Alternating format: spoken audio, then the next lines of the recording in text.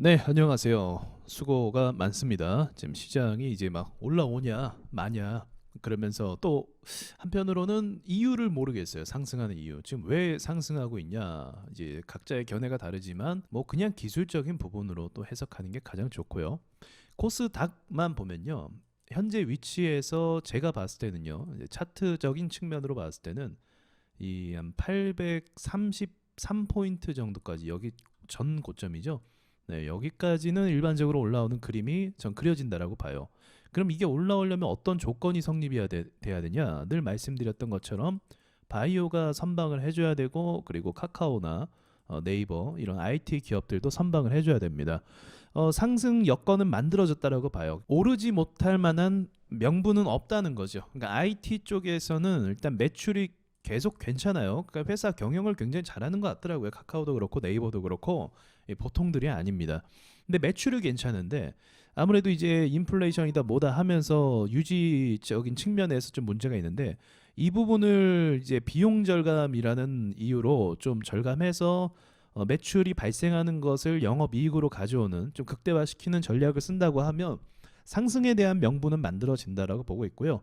제가 늘 말씀드렸잖아요. 올해 내내 뭐 전쟁이다, 인플레이션이다, 금리 인상이다 뭐 하면서 여러 가지 말들이 많았지만 근데 우리 이걸 보자는 거죠. 따지고 보면 이 시점에서 영업이익이 빵꾸가 났던 거를 제외한다고 하면 이때는 이제 회사의 어떤 경영의 변화가 있었던 것 같아요. 현금 흐름의 변화가. 근데 그 뒤로는 이게 진짜 이게 말이 됩니까, 여러분? 이게 너무 아름다운 곡선 아닌가요? 그렇죠? 그래서 이미 시세도 많이 반영을 했기도 했고요. 놀라운 거는 부채율이 정말 적어요. 그리고 매출도 계속적으로 상승하고 있고 영업이익도 이러한 상황 속에서도 안 좋은 상황 속에서도 계속적으로 방어를 해주고 있다라는 건 오히려 대단하다라고 판단할 수 있는 거죠. 평가할 수 있는 거죠. 야, 대단하다. 어떻게 이런 상황 속에서 주가는 이제 슈퍼 박살이 났지만 그래도 매출이나 영업이익은 이렇게 방어해 줄 수 있냐, 이런 부분은 좀 긍정적으로 볼 수 있는데 시장이 그걸 전혀 반영을 안 했다는 거죠. 하지만 메타 플랫폼스가 영업이익 개선에 뭐 의지가 없다 해서 무너지지 않았습니까? 그럼 반대로 영업이익에 좀 개선의 의지가 있다고 하면 올라갈 수 있는 부분도 있는 거예요. 계속적으로 빼왔지만 그래서 이런 부분이 상승 반영을 할 수 있다고 하면 아까 말씀드렸던 코스닥 기준으로 833포인트까지는 빠른 시일 안에 도달할 수 있다라고 저는 일단 보고 있어요. 그러면 제가 보았을 때 어느 정도 평단을 잘 낮추신 분들은 이쯤에서는 탈출이 가능할 겁니다. 여기서 또 중요한 말씀 드릴게요.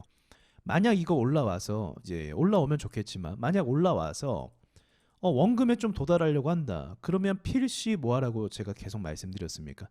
매도 무조건 하세요. 매도. 이거 매도 타이밍 놓쳐갖고 여러분 여기까지 끌려온 거거든요. 그러니까 다음에는 매도를 반드시 하셔서 원금에서 돈을 찾으세요. 안 그래도 원금에서 찾을 거다라고 생각하실 거예요. 근데 사람이 이렇게 올라오면 그냥 올라오겠습니까? 이게 호재를 또 동반하고 또 좋아 보이고 수급도 좋아 보이고 그런 식으로 해서 올라올 거란 말이에요. 그럼 생각이 또 바뀌어요. 야, 원금만 오면 내가 그냥 던진다. 근데 막상 원금에 오면 사람이 흔들린단 말이죠. 앞으로 극심한 변동 장세가 더 심해질 거라고 전 보고 있거든요. 지금 상승하는 것도 보시면 정상이 아니잖아요. 다우지수든 뭐 나스닥이든 뭐 7% 상승하고 있고 이러고 있는 상황인데 그럼 그 반대의 상황도 만들어질 수 있는 거예요. 올라갔다가 또 막 여기까지 밀어버리는 이런 안 좋은 상황들이 계속적으로 만들어질 수 있는 거죠. 그래봤자 박스권이라서 오히려 나중에 뚫기가 더 좋은데 이 시간 동안 또 어떻게 되고 있다? 멱살 잡혀서 끌려갈 수도 있다는 겁니다. 이런 것들을 차단하기 위해서 올라오면 뭐하라? 원금에서 청산하라고 제가 분명히 좀 말씀드리고 싶네요. 그리고 이제 바이오 쪽도 호재들이 좀 나오고 있어요. 뭐 여러 가지 좋은 소식들이 나오기 시작하면서 또 이제 미국의 바이오 제약 회사들도 수급이 나쁜 편은 아닙니다. 다만 이제 다우존스가 이게 쉬지 않고 상승을 굉장히 크게 바닥에서부터 밀어 올렸거든요. 굉장히 대단한 놀라운 수치로 많이 올렸기 때문에 이게 그림이 나쁘진 않아요. 이게 여기까지 이렇게 올라왔잖아요. 제가 이 그림을 보는 거예요. 코스닥에서도. 근데 항상 미국 주식이 더 강해서 이제 다우 같은 경우는 이 그림이 먼저 선제적으로 나왔어요. 우리나라 코스닥에서 아까 제가 찍었던 833포인트가 이 그림이거든요. 그럼 이 그림에서 이제 조정으로 내려간다고 하면 박스를 만들게 될 거예요. 박스가 나쁜 게 절대 아닙니다. 지금은 시장이 박스를 만들 수가 없는 시장이에요. 왜 그러냐? 당연히 지금 대외적인 리스크가 이렇게 많이 터지고 있는데 우크라이나 러시아도 문제지만 그리고 원유 가격에 대한 이 리스크도 계속적으로 가져가고 있고 그리고 중국과의 무역 전쟁, 또 무력 도발 이런 부분들이 계속적으로 뭐 하고 있다? 진행 중인 거잖아요. 이런 게 상황이 진행 중인 곳에서 이게 이렇게 떨어질 수도 있을 만한 명분들을 충분히 주는데 오히려 방어하고 있죠. 그리고 오히려 여기까지 올랐습니다. 그리고 오른 뒤에 이제 내려간다고 하면 전저점을 깨지 않고 옆으로만 가면 박스를 만들어지는 거고요. 박스를 만들고 나서 돌파가 되면 이 전고점까지도 뚫을 수 있을 만한 힘이 만들어질 수 있어요. 왜 그럴까? 미국도 마찬가지로 미국 투자자들이 많을 거 아니에요. 미국 개미, 서양 개미들이 많기 때문에 그 서양 개미들을 또 역시나 털고 이렇게 가줘야 됩니다. 그럼 그 털리는 과정 가운데서 보합을 보내는 거고, 보합을 보내면 보낼수록 힘이 더 많이 작용이 될 수가 있는 거죠. 주식의 원리는 항상 똑같으니까요. 그렇기 때문에 기본적으로 지금도 오버슈팅이 좀 나왔어요. 제가 보았을 땐.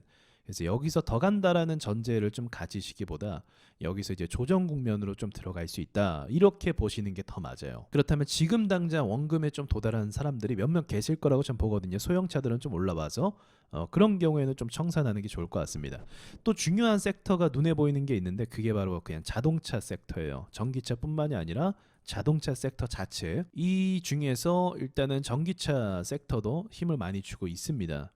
그래서 지금 시장에서 얘네가 힘을 주고 있는데, 제가 그전에도 말씀드렸지만 얘네가 오른다고 해서 시장이 막 다이나믹하게 오르는 건 아니거든요. 그래서 만약에 자동차 쪽이 이번에 시장이 좀 조정 국면으로 가서 밀린다고 하면 자동차 종목이 먼저 이렇게 반등 나올 가능성이 저 있다라고 좀 보고 있습니다. 그리고 아직까지는 미국 주식의 상승 모멘텀이, 에너지 기업들의 상승 모멘텀이 그렇게 나쁜 편은 아니기 때문에 그 부분도 계속적으로 주시하고 긍정적으로 아직까지 시장에 영향을 주고 있다.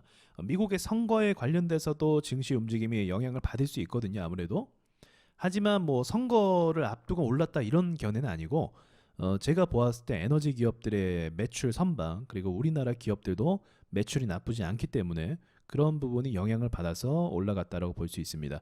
환율 같은 경우는 폭락을 했잖아요. 자, 환율은 폭락을 했는데 지금 반등이 뭐 한 1.2% 정도 나오고 있어요.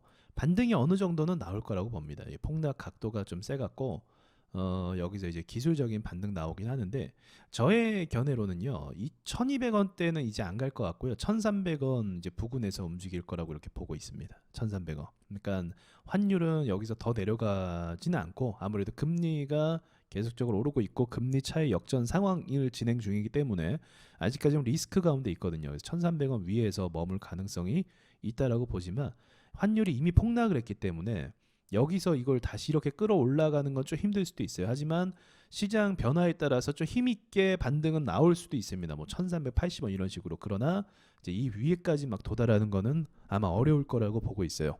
아무튼 좀 이제 마무리를 짓자면, 현재 랠리라고 해야 되나요? 아직 뭐 며칠 되지도 않았지만 상승하는 힘이 이게 보통 힘들이 아닙니다. 예, 가장 시장에서 힘있고 우량한 힘들이 시장에 지금 투입이 되고 있고요. 이 힘이라는 게 상승 랠리까지도 갈 수 있는 가능성은 전 있다라고 봅니다. 왜냐하면 힘 자체가 평상시에 있던 힘들이 아니에요. 보통 이러한 상승 힘이 들어오게 되면 자 3개월 정도는 그 힘이 유지가 되는 경우가 많이 있거든요. 그러니까 지금부터 11월이니까 12월, 1월, 내년 초까지는 이 힘의 그 영향 범위 안에 있을 것이기 때문에 그 가운데 폭락은 좀 나오지 않을 거라고 봐요. 그래서 이 3개월 안에 눌림목 매매라든지 좀 매수 전략을 짜시면 아마도 좋은 성과가 있을 거라고 보고요.